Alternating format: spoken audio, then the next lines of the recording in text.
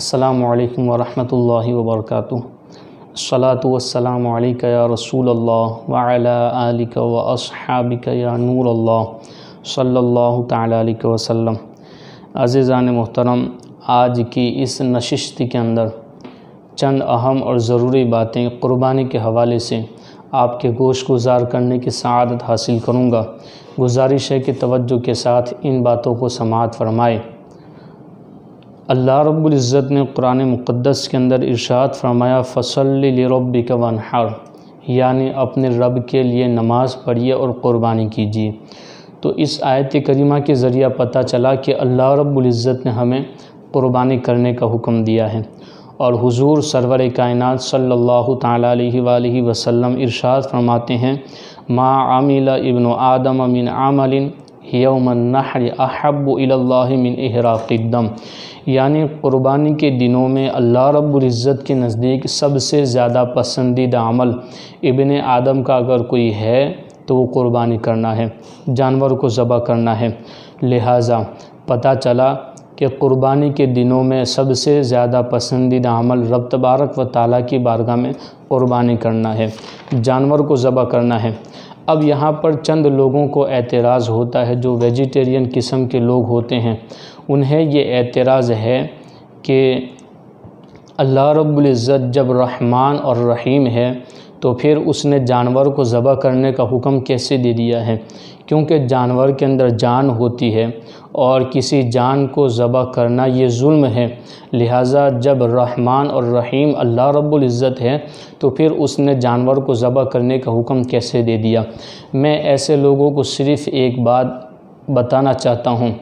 کہ آج سائنس نے بڑی ترقی کر لی ہے اور بڑی بڑی معلومات فراہم کر لی ہے، حتیٰ کہ سائنس نے اس بات کی بھی وضاحت کر دی ہے کہ جس طریقے سے جانور کے اندر جان ہوتی ہے اسی طریقے سے پلانٹس یعنی پودوں کے اندر، سبزیوں کے اندر بھی جان ہوتی ہے۔ سبزیوں کو کھانا یہ بھی تو ظلم ہوگا، تو اب انسان کھائے گا کیا جب جانور نہیں کھا سکتا اور سبزیاں نہیں کھا سکتا، گوشت نہیں کھا سکتا، تو پھر انسان کھائے گا کیا؟ کیا ہوا کھا کر کے زندگی گزارے گا؟ کیا دھوپ کھا کر کے زندگی گزارے گا؟ معاملہ ایسا نہیں ہے، بلکہ اللہ رب العزت نے اس پوری کائنات کو پیدا فرمایا ہے، وہ اس دنیا کا کریٹر ہے۔ اس دنیا کے اندر جو کچھ بھی ہے وہ رب تبارک و تعالیٰ کی مخلوق ہے، اور ساری چیزیں اللہ رب العزت نے انسانوں کے لیے پیدا فرمائی ہے، حتیٰ کہ آسمان بھی اللہ نے انسان کے لیے پیدا فرمایا، زمین بھی اللہ نے انسان کے لیے پیدا فرمائی، حتیٰ کہ قرآن پاک آپ پڑھیں گے تو آپ کو پتہ چلے گا کہ اللہ رب العزت نے ارشاد فرمایا وَالْأَنْعَامَ خَلَقَهَا لَكُمْ، کہ جانور بھی ہم نے تمہارے لیے پیدا فرمائے ہیں۔ تو پتہ چلا کہ جس رب نے ہمیں پیدا فرمایا ہے اور جس رب نے ان ساری چیزوں کو پیدا فرمایا ہے اسی رب نے ہمیں ان چیزوں کے استعمال کرنے کا حکم بھی دیا ہے۔ اگر ہم قربانی کریں گے تو یہ ظلم نہیں ہوگا، بلکہ اس کی مرضی کے مطابق اس کی فرما برداری ہوگی اور اس کے حکم کی تابعداری ہوگی۔ اب دوسری بات یہاں پر یہ ہے کہ کتنے لوگ یہ اگر اس پر بضد ہے کہ ظلم ہے جانور کو ذبح کرنا، تو میں یہ بات کہنا چاہوں گا کہ آج دنیا کے اندر کتنی جگہوں پر پرانی سنگرہالیہ ہے جنہیں زو کہا جاتا ہے، تو ان جگہوں پر ظاہر سی بات ہے کہ دوسرے جانوروں کے ساتھ درندے بھی موجود ہوں گے، شیر ہے، چیتا ہے، اس طریقے سے جانور درندے ہیں وہ بھی موجود ہوں گے، اور اب ظاہر سی بات ہے کہ ایسے جانور جو درندے ہیں وہ گھاس پھوس تو نہیں کھائیں گے، وہ گوشت کھائیں گے، اور ان کی خوراک کے لیے کسی نہ کسی جانور کو ان کے سامنے گوشت بنا کر کے پیش کیا جائے گا۔ لہٰذا اگر وہاں پر ظلم نہیں ہے تو قربانی کرنا بھی ظلم نہیں ہے، جانور کو ذبح کرنا بھی ظلم نہیں ہے، اور مسلمانوں کا جو شعار ہے قربانی کرنا، یہ اس پر عمل کرنا مسلمانوں کا یہ بھی ظلم نہیں ہے۔ اب دوسری بات یہاں پر یہ ہے کہ جانور کے لیے یہ شرف کی بات ہے کہ وہ پاک چیز کی سواری بنے، یعنی جب ہم جانور پر سوار ہوتے ہیں اور ہم اس کی پشت کے اوپر، اس کی پیٹھ کے اوپر جب ہم سوار ہوتے ہیں تو ہمارا جسم تو روزانہ گندا ہوتا ہے، روزانہ میلا کچیلا ہوتا ہے، تو لیکن جب ہم جانور کو ذبح کر دیتے ہیں تو پھر جانور ہماری پاک روح کی سواری بن جاتا ہے، لہٰذا جانور کے لیے یہ شرف کی بات ہے کہ ہماری پاک روح کی وہ سواری بن جائے۔ اب یہاں پر تیسری بات میں آپ کو یہ بتاؤں کہ جو لوگ یہ اعتراض کرتے ہیں کہ ویجیٹیرین بن کر کے رہو، گوشت نہ کھاؤ، جانور کو ذبح نہ کرو، ان کے لیے ایک بات یہ ہے، ہندو کے عقائد کے اندر ایک عقیدہ آواگمن کا ہے، یعنی ایک جسم سے روح نکل کر کے دوسرے جسم کے اندر چلی جاتی ہیں، اور ان کا نظریہ اور ان کا عقیدہ یہ بھی ہے کہ جب کوئی انسان برے اعمال کرتا ہے، برے کرم کرتا ہے، تو پھر اس کے جسم سے روح نکل کر کے کسی جانور کے اندر چلی جاتی ہے، اور اس وقت تک اسے مکتی نہیں ملتی ہے، یعنی قید سے آزادی نہیں ملتی ہے جب تک کہ اسے آزادی اور مکتی نہ دلائی جائے۔ لہٰذا انہیں تو ہمارا احسان مند ہونا چاہیے کہ ہم جانور کو ذبح کر کے ان کی روح کو مکتی دلا رہے ہیں اور اس جانور کے گوشت کو اپنے جسم کا حصہ بنا رہے ہیں، لہٰذا اعتراض ہمارے اوپر نہیں کرنا چاہیے بلکہ ہمارا احسان مند ہونا چاہیے۔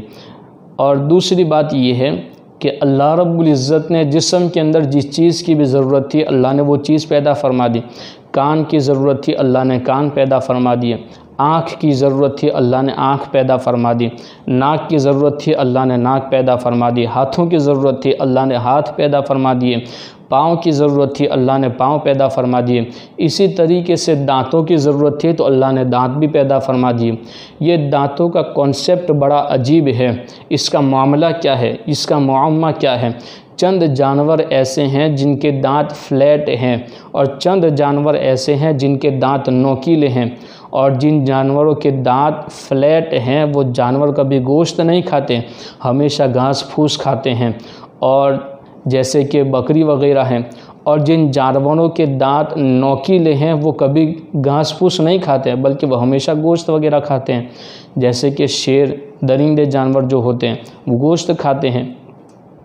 لیکن قربان جائے اللہ رب العزت نے انسان کو کتنا عظیم پیدا فرمایا ہے کہ انسان کے منہ کے اندر دونوں طرح کے دانت رکھے، تاکہ جب انسان کوئی چیز کھانا چاہے تو وہ سبزیاں بھی کھا سکتا ہے، گوشت بھی کھا سکتا ہے۔ لہٰذا پتہ چلا کہ جانور کو ذبح کرنا یہ فطرت کے خلاف نہیں، قربانی کرنا یہ فطرت کے خلاف نہیں، گوشت کھانا یہ فطرت کے خلاف نہیں بلکہ فطرت کے عین مطابق ہے، اور رب تبارک و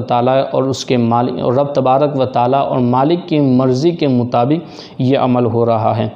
اب آخری بات میں یہ پیش کرنا چاہتا ہوں کہ اللہ رب العزت نے ہمارے لیے ہر طرح کے جانور حلال نہیں فرمائے ہیں، بلکہ کچھ جانور ایسے ہیں جنہیں ہمارے لیے حرام فرما دیا ہے،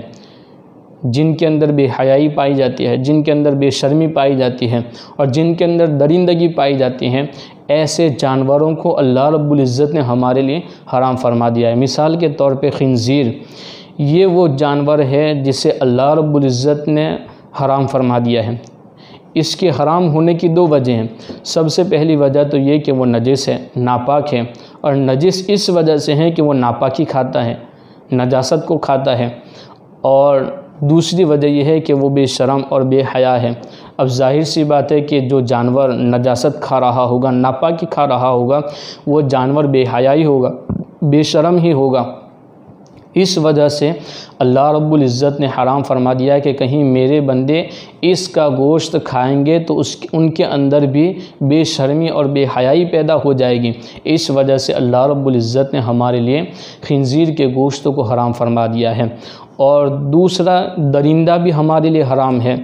کیونکہ جب درندے کو بھوک لگتی ہے تو اس کے مد مقابل اس کے سامنے جو ہوتا ہے اسے دیکھتا نہیں ہے بلکہ اسے اپنا شکار بنا لیتا ہے اور اس کے ذریعہ اپنی بھوک مٹا لیا کرتا ہے۔ تو اللہ رب العزت نے اس وجہ سے اس درندے کو ہمارے لیے حرام فرمایا ہے تاکہ اس کی بے رحمی ہمارے اندر پیدا نہ ہو جائے۔ تو یہ اللہ رب العزت کا بہترین کنسیپٹ ہے، اللہ رب العزت کی بہترین حکمت ہے کہ اللہ رب العزت نے ہمارے لیے جو جانور حلال فرمائے ہیں ہم وہی جانور کھاتے ہیں الحمدللہ، اور جو جانور ہمارے لیے حرام فرمائے ہیں وہ جانور ہم کھاتے نہیں ہیں۔ لہٰذا پتہ چلا کہ جانوروں کو ذبح کرنا، قربانی کرنا یہ کوئی ظلم نہیں ہے بلکہ مالک کی فرما برداری اور تابع داری ہے۔ اور مسلمان کے لیے اتنا ضرور ہونا چاہیے، عقل قربا کن بپیش مصطفیٰ، یعنی اپنی عقل کو اللہ اور اس کے رسول صلی اللہ علیہ وسلم کے فرمان کے سامنے جھکا دینا چاہیے، تسلیم کر لینا چاہیے رب تبارک و تعالیٰ کے فرمان اور حضور صلی اللہ علیہ وسلم کے فرمان کو۔ اور کم از کم مسلمان کو تو یہ اعتراض نہیں ہونا چاہیے کہ جانوروں کو کیوں ذبح کیا جاتا ہے، قربانی کیوں کی جاتی ہے۔ رہ گئے ہمارے جو ہندو بھائی جو ہمارے وطن میں رہتے ہیں، ان سے بھی گزارش ہے کہ وہ قربانی کی ان حکمتوں کو سمجھیں اور پیش نظر رکھیں، اور اسلام کے کسی بھی معاملے پر اعتراض کرنے سے پہلے اس کی حکمت کو سمجھ لیں تاکہ اعتراض خود بخود دور ہو جائے۔ اللہ رب العزت ہمیں عمل کرنے کی توفیق عطا فرمائے۔ السلام علیکم ورحمۃ اللہ وبرکاتہ۔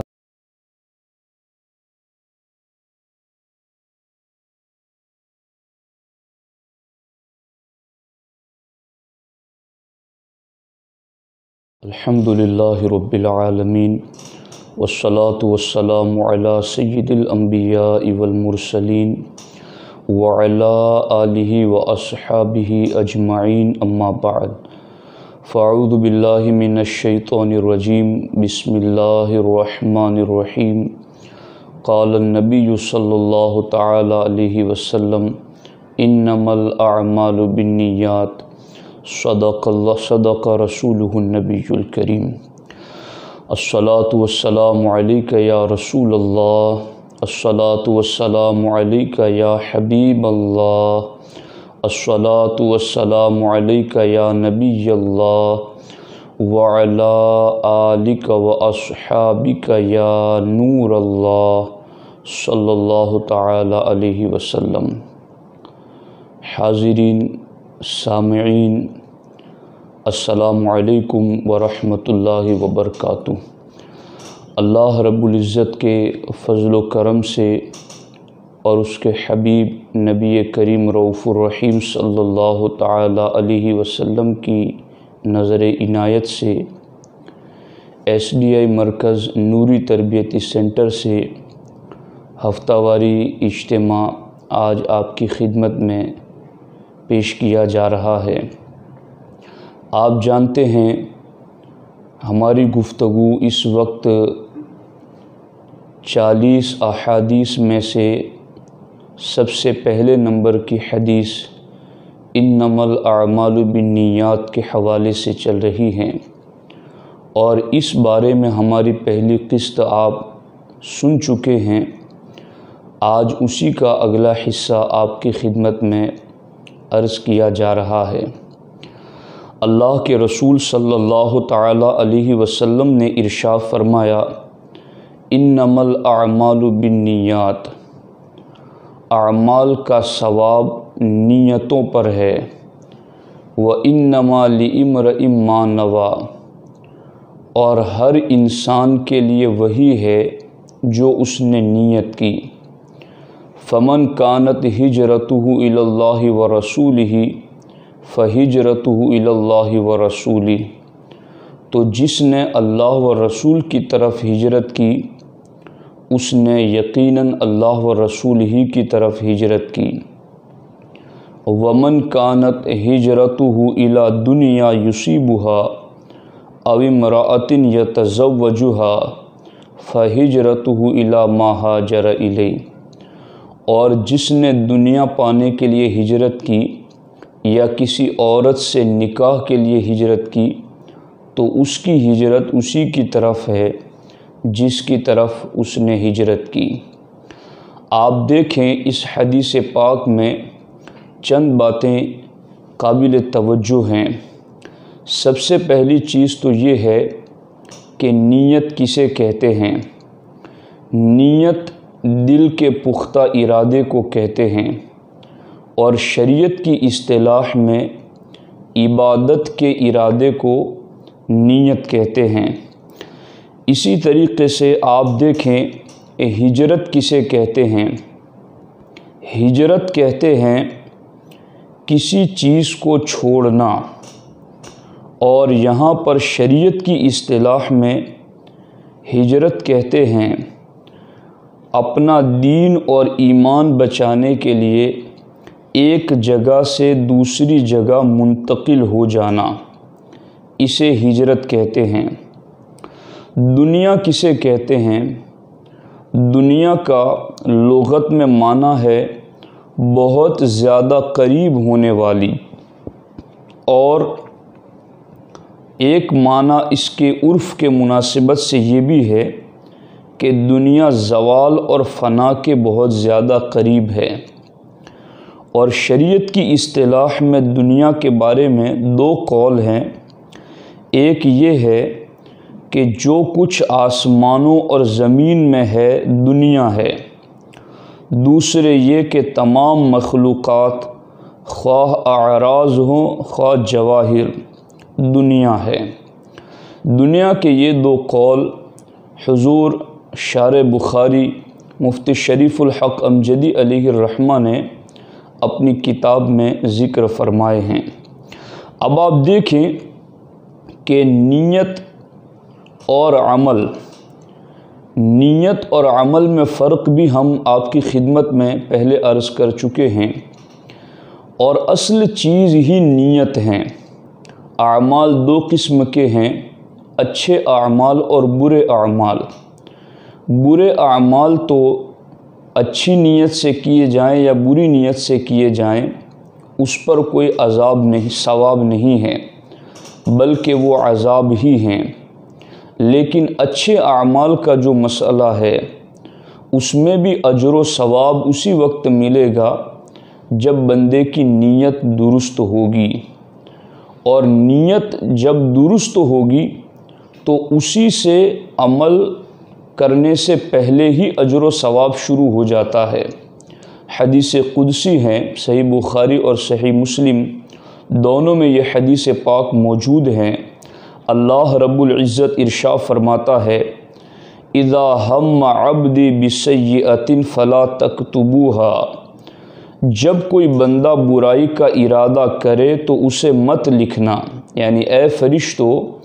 جب بندہ برائی کا محض ارادہ کریں تو اسے نہ لکھنا۔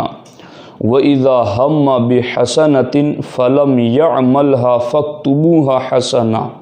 اور جب بندہ کسی نیکی کا ارادہ کرے اور نہ کر سکے تو ایک نیکی لکھو۔ فَإِنْ عَمِلَهَا فَاكْتُبُوهَا عَشْرًا، اور اگر وہ اس ارادے پر عمل کر لے یعنی نیکی کر لے تو پھر اسے 10 ثواب لکھ دو، 10 نیکیاں اس کے نامہ اعمال میں لکھ دو۔ تو آپ دیکھیں کہ عمل نہیں بھی کیا تھا تو حسن ارادہ اور حسن نیت پر اسے ایک اجر مل گیا، اور پھر اس حسن نیت پر عمل کر لیا تو پھر اسے 10 نیکیاں عطا کر دی گئی۔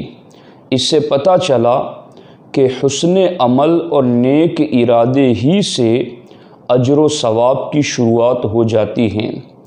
اسی لیے ہمارے آقا علیہ الصلاۃ والسلام نے ایک مقام پر ارشاد فرمایا نیت المؤمن خیر من عملہ، مومن کی نیت اس کے عمل سے بہتر ہے۔ یعنی عمل میں تو مشقت ہوتی ہیں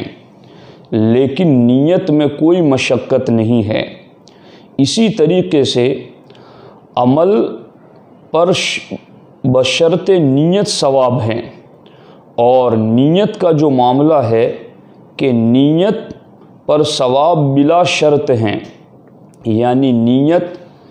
بغیر کسی شرط کے ثواب کا درجہ رکھتی ہے اور اس پر ثواب ملتا ہے، اور عمل کو شرط کے ساتھ مشروط بیان کیا گیا، یعنی عمل اگر خلوص کے ساتھ ہے تبھی اس میں اجر و ثواب ہیں۔ اب آپ دیکھیں قرآن مجید میں اللہ رب العزت نے اہل ایمان سے عمل صالح کا حکم عطا فرمایا ہے، والذین آمنوا وعملوا الصالحات، ایمان والے عمل صالح جب کرتے ہیں تو پھر آگے ان کے لیے بڑی بشارتیں ہیں۔ اب وہ بشارتیں قرآن مجید میں کئی آیات ہیں۔ اولئک یجزون الغرفۃ، کہ انہیں اللہ رب العزت جنت میں محل عطا فرماتا ہے، تو ایمان والے بندوں سے عمل صالح کا تقاضا ہے، اور کوئی بھی عمل صالح اسی وقت بن سکتا ہے جب اس عمل میں 2 شرطیں پائی جائے۔ پہلی شرط تو یہ ہے کہ وہ عمل شریعت کے مطابق کیا جائے، اور پھر دوسری شرط یہ ہے کہ وہ خلوص نیت کے ساتھ کیا جائے۔ اگر کوئی عمل شریعت کے دائرے سے ہٹ کر کیا جا رہا ہے، مثال کے طور پر آپ نماز پڑھ رہے ہیں اور نماز میں رکوع کیسے کرنا ہے، سجدہ کیسے کرنا ہے، تو اس کا شریعت نے آپ کو طریقہ بتایا ہے، تو عمل تو آپ جو اٹھنا بیٹھنا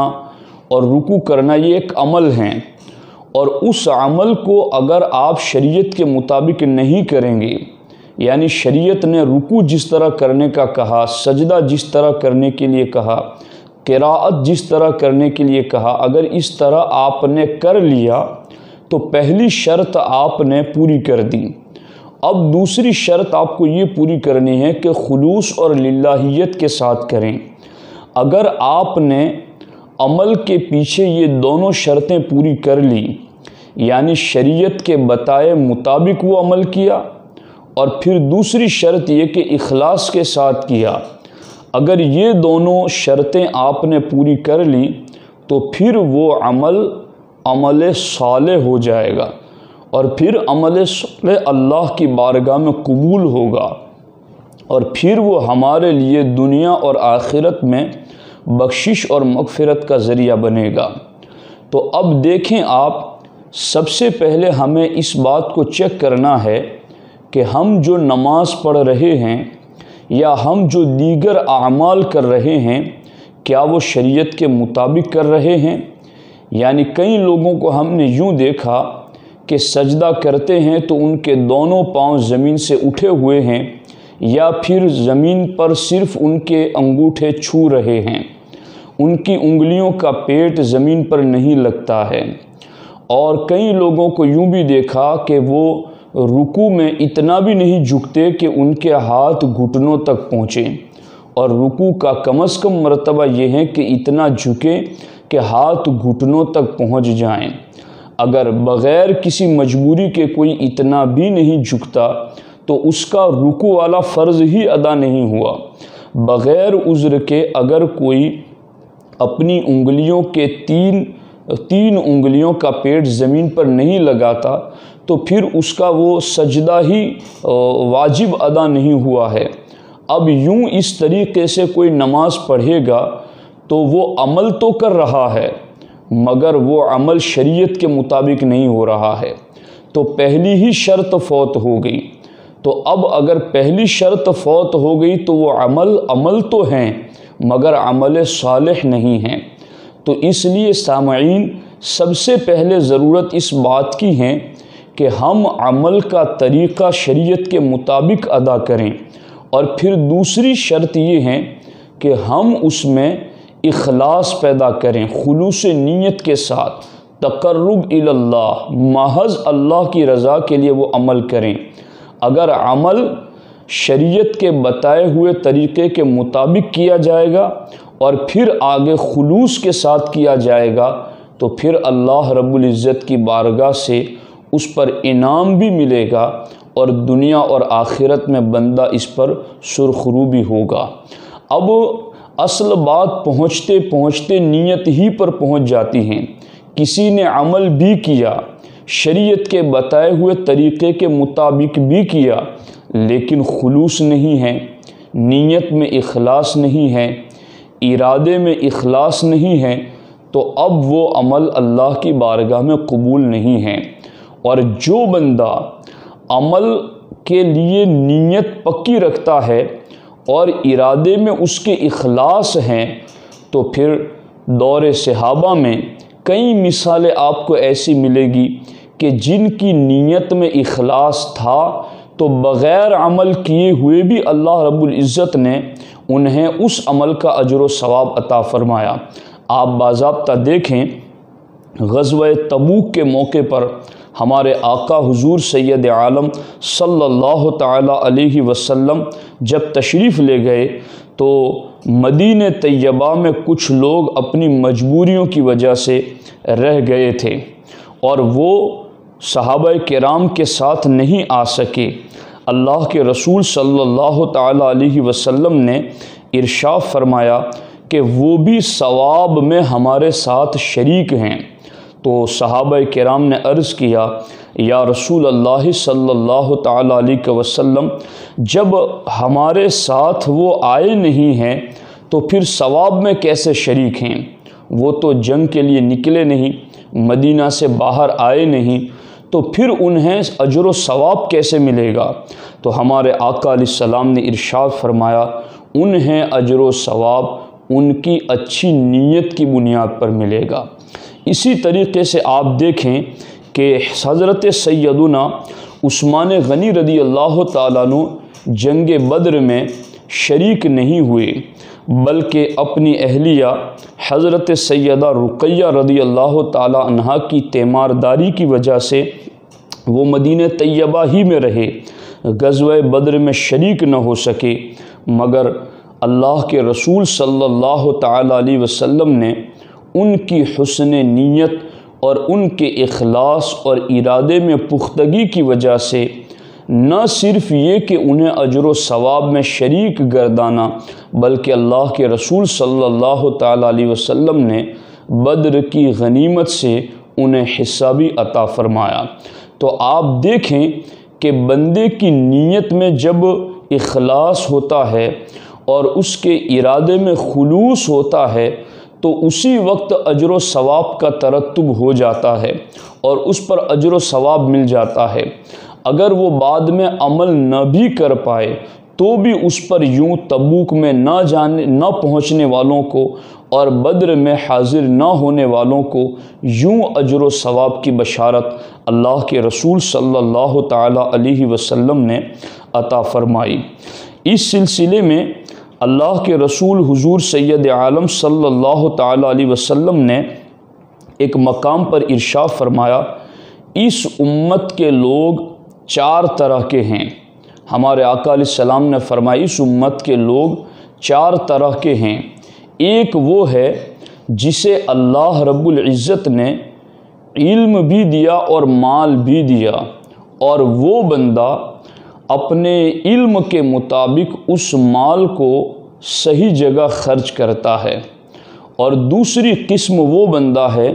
کہ اللہ رب العزت نے اسے علم دیا ہے لیکن مال نہیں دیا ہے،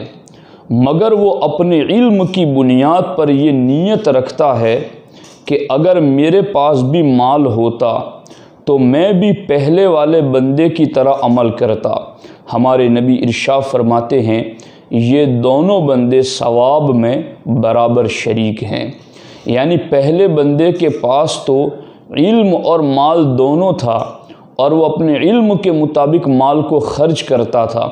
اور دوسرے بندے کے پاس صرف علم ہے مال نہیں ہے، مگر وہ یہ ارادہ اور نیت یہ رکھتا ہے کہ اگر میرے پاس بھی مال ہوتا تو میں بھی پہلے والے بندے کی طرح اللہ کی راہ میں خرچ کرتا۔ تو اگرچہ اس نے خرچ نہیں کیا، اگرچہ اس کے پاس مال نہیں ہے، مگر ہمارے نبی ارشاد فرماتے ہیں حسن نیت، حسن ارادہ اور اخلاص کی وجہ سے اللہ رب العزت ان دونوں کو اجر و ثواب برابر برابر عطا فرمائے گا۔ تیسرا بندہ وہ ہیں جسے اللہ رب العزت نے مال دیا، علم نہیں دیا، تو وہ اپنی جہالت کی وجہ سے مال کو فضول کاموں میں خرچ کرتا ہے۔ تو ظاہر سی بات ہے مال فضول کام میں خرچ کرنے والا گنہگار ہے۔ تو یہ تیسری قسم والا بندہ ہے جس کے پاس مال تو ہے مگر علم نہیں ہے۔ اور چوتھی قسم کا بندہ وہ ہے جسے اللہ رب العزت نے نہ علم دیا نہ مال دیا، مگر وہ پختہ ارادہ رکھتا ہے کہ اگر میرے پاس بھی اس تیسرے بندے کی طرح مال ہوتا تو میں بھی اسی کی طرح خرچ کرتا۔ سرکار فرماتے ہیں کہ یہ دونوں گناہ میں برابر شریک ہیں، یعنی آپ دیکھیں ایک بندہ تو وہ ہیں جس کے پاس کچھ ہے اور وہ خرچ کر کے ثواب پا رہا ہے، مگر دوسرا بندہ وہ ہے جس کے پاس کچھ نہیں ہے مگر اس کے پاس حسن ارادہ تو ہو، اس کے پاس اخلاص اور نیت تو ہو۔ اگر وہ ارادے میں اخلاص رکھتا ہو تو اور یہ کہتا ہو کہ فلاں کو جس طرح مال ملا ہے اگر میرے پاس بھی ہو تو میں بھی یوں راہ خدا میں خرچ کروں، تو اللہ اسے بھی خرچ کرنے کے برابر ثواب عطا فرماتا ہے۔ اور آپ نے دیکھا نہیں بنی اسرائیل کا ایک بندہ جب وہ ریت کے ایک ٹیلے کے قریب سے گزرا تو دل میں اس نے کہا کہ اگر یہ ریت گلہ ہوتی، یعنی یہ ریت کا ٹیلا اگر اناج ہوتا تو میں اسے لوگوں میں صدقہ کر دیتا۔ اللہ رب العزت نے اس دور کے نبی علیہ السلام پر وحی بھیجی کہ اسے کہہ دو اللہ رب العزت نے تیرا صدقہ قبول کر لیا ہے اور اچھی نیت کے بدلے تجھے اتنا ثواب دیا کہ جتنا اس وقت ملتا جب یہ ریت کا گلہ ہوتی اور تو اسے صدقہ کر دیتا، یعنی اس ٹیلے کے برابر اناج صدقہ کرنے کا اللہ نے تجھے اجر و ثواب عطا فرما دیا۔ اسی طریقے سے آپ دیکھیں خلیفہ ہارون رشید کی زوجہ زبیدہ خاتون کو کسی نے خواب میں دیکھ کر پوچھا ما فعل اللہ بکے، اللہ نے تیرے ساتھ کیا معاملہ فرمایا، بخشش ہوئی یا گرفت ہوئی؟ اس نے کہا اللہ رب العزت نے مجھے بخش دیا۔ پوچھنے والے نے پوچھا کہ کیا اس نہر کی وجہ سے بخشش ہوئی جو آپ نے بہت دور سے مکہ مکرمہ کی طرف بنوائی، جو اہل مکہ کے پانی کے لیے آپ نے انتظام کیا؟ تو زبیدہ خاتون نے کہا اس نہر کو بنانے کا ثواب تو انہیں ملا جنہوں نے نہر کو بنایا، لیکن مجھے تو اللہ رب العزت نے میری اچھی نیتوں کی وجہ سے بخش دیا۔ آپ دیکھیں کہ بندہ اچھی نیتوں کی وجہ سے کس قدر اجر و ثواب پا لیتا ہے۔ یہاں خصوصیت کے ساتھ میں یہ بات آپ کی خدمت میں عرض کرنا چاہتا ہوں، حسن نیت کی وجہ سے بغیر عمل کیے بھی ایک اجر مل جاتا ہے، اور جب عمل کر لیتا ہے تو اسے 10 نیکیاں ملتی ہیں۔ یہ تو رہا حسن نیت کی وجہ سے عمل پر اجر و ثواب کی بشارت، مگر آؤ میں آپ کو بتاؤں ایک مومن کو ہمیشگی کی جنت جو ملے گی اور ایک کافر کو ہمیشگی کی جہنم جو ملے گی وہ بھی نیت ہی کی وجہ سے۔ آپ دیکھیں سیدنا امام حسن بصری رضی اللہ تعالیٰ عنہ ارشاد فرماتے ہیں جنتی جنت میں اور جہنمی جہنم میں اپنی نیتوں کی وجہ سے ہمیشہ رہیں گے۔ یعنی مطلب یہ ہے کہ اگر صرف یوں ہوتا کہ عمل کی وجہ سے جنتی جنت میں جائے گا تو پھر جتنا عمل کیا ہو 60 سال 80 سال تو اتنی ہی مدت وہ جنت میں رہے گا، مگر عمل کی وجہ سے نہیں، نیت کی وجہ سے اسے جنت مل رہی ہے۔ کیوں؟ اس لیے کہ اس نے نیت یہ کی تھی کہ مجھے ہمیشہ ایمان پر قائم رہنا ہے، تو ہمیشہ ایمان پر قائم رہنے کی نیت نے اسے ہمیشگی کی جنت عطا کر دی۔ اسی طرح سے کافر ہمیشگی کی جہنم میں جو رہے گا وہ اپنے عمل کی بنیاد پر نہیں، عمل تو اس نے جتنی عمر کیا تھا، تو اگر عمل کی بنیاد پر جہنم ملتی تو جتنی عمر اس نے گناہ اور کفر کیا تھا اتنی عمر جہنم میں رہتا، مگر صرف عمل کی وجہ سے نہیں بلکہ اس کی نیت یہ تھی کہ مجھے ہمیشہ کفر پر رہنا ہے۔ تو جس نے ہمیشہ کفر پر رہنے کی نیت کی تو پھر اس پر عذاب بھی ہمیشہ کے لیے جہنم کا کر دیا گیا۔ تو ساتھیو اس بات سے اندازہ لگاؤ کہ نیت کا اثر کہاں تک پہنچتا ہے، اس لیے ہمیں اپنی نیتوں کو خوب بہتر بنانا ہے۔ انما لامرئ ما نویٰ، آدمی کے لیے وہی ہے جو اس نے نیت کی۔ اگر کسی رشتہ دار کو آپ کچھ دے رہے ہیں تو اسے مومن کی مدد کی نیت سے دیں، رشتہ دار کی صلہ رحمی کی نیت سے دیں، اور دیگر نیتیں بھی کر لیں، تو جتنی نیتیں زیادہ ہوگی عمل تو ایک ہی ہے کہ آپ اسے پیسہ دے رہے ہیں، اس کی مدد کر رہے ہیں، مگر ایک عمل پر جس قدر نیتیں زیادہ ہوگی اسی قدر اجر و ثواب بھی زیادہ ملے گا۔ اسی لیے امام سفیان ثوری فرماتے ہیں جس طرح سے لوگ عمل سیکھتے ہیں اس طرح سے پہلے کے بزرگ نیت سیکھا کرتے تھے۔ اعلیٰ حضرت فرماتے ہیں جو علم نیت جانتا ہے وہ صرف مسجد جانے کے اس سفر کو بھی 40 نیک کاموں کی طرف جانے والا سفر بنا سکتا ہے اور ایک قدم پر 40 نیکیاں حاصل کر سکتا ہے۔ اس لیے ساتھیو، آج کی اس نشست میں آپ کی خدمت میں یہی عرض کروں گا کہ تمام اچھے اعمال اختیار کرو اور پھر ان اعمال کو نیک اعمال بنانے کے لیے اس عمل کا صحیح طریقہ شریعت سے سیکھا جائے اور پھر صحیح طریقے کے ساتھ اخلاص کے ساتھ وہ عمل کیا جائے۔ اللہ رب العزت کی بارگاہ میں دعا ہے رب ذوالجلال ہماری اس کاوش کو اپنی بارگاہ میں قبول فرمائے اور اللہ رب العزت ہمیں خلوص نیت کے ساتھ دین اور شریعت کا کام کرنے کی توفیق عطا فرمائے۔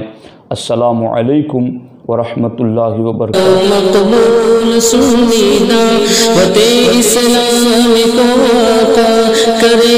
عرض یہ شاکر تمہارا یا